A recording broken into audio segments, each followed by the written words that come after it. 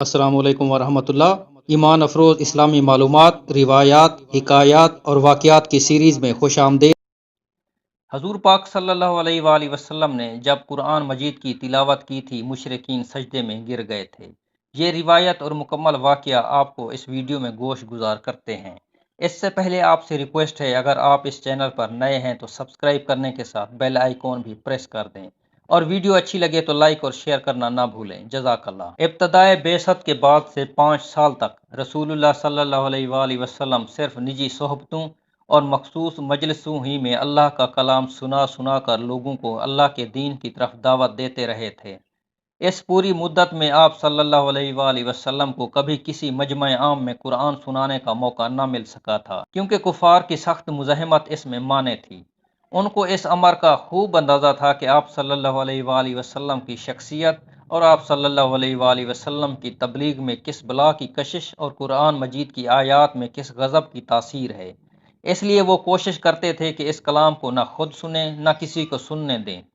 آپ صلی اللہ علیہ وآلہ وسلم کے خلاف طرح طرح کی غلط فہمیاں پھیلا کر مخصوص اپنے جھوٹے پروپیگنڈے کے زور سے آپ صلی اللہ علیہ وآلہ وسلم کی دعوت کو دبا دیں۔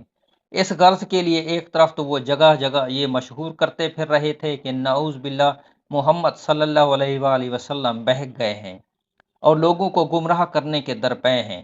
دوسری طرف ان کا یہ مستقل طریقہ کار تھا کہ جہاں بھی آپ صلی اللہ علیہ وآلہ وسلم قرآن سنانے کی کوشش کریں وہاں شور مچا دیا جائے، تاکہ لوگ یہ جان ہی نہ سکیں کہ وہ بات کیا کہہ رہے ہیں، جس کی بنا پر آپ صلی اللہ علیہ وآلہ وسلم کو گمراہ اور بہکا ہوا آدمی قرار دیا جا رہا ہے۔ ان حالات میں ایک روز رسول اللہ صلی اللہ علیہ وآلہ وسلم حرم پاک میں، جہاں قریش کے لوگوں کا ایک بڑا مجمع موجود تھا، یکا یک تقریر کرنے کے لیے کھڑے ہو گئے، اور اس وقت اللہ تعالیٰ کی طرف سے آپ صلی اللہ علیہ وآلہ وسلم کی زبان مبارک پر یہ خطبہ جاری ہوا جو سورہ نجم کی صورت میں ہمارے سامنے ہے۔ اس کلام کی شدت تاثیر کا یہ حال تھا کہ جب آپ صلی اللہ علیہ وآلہ وسلم نے اسے سنانا شروع کیا تو مخالفین کو اس پر شور مچانے کا ہوش ہی نہ رہا، اور خاتمے پر جب آپ صلی اللہ علیہ وآلہ وسلم نے سجدہ فرمایا تو وہ بھی سجدے میں گر گئے۔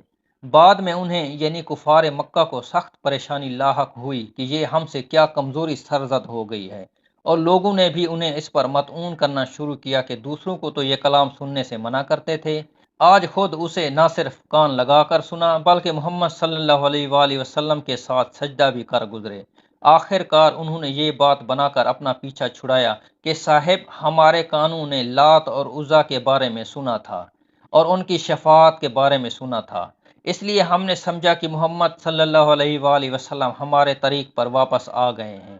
حالانکہ کوئی پاگل آدمی ہی یہ سوچ سکتا ہے کہ اس پوری صورت کے سیاق و سباق میں ان فکروں کی بھی کوئی جگہ نہیں ہو سکتی جو ان کا دعویٰ تھا کہ ان کے کانوں نے سنے ہیں۔ اللہ اکبر۔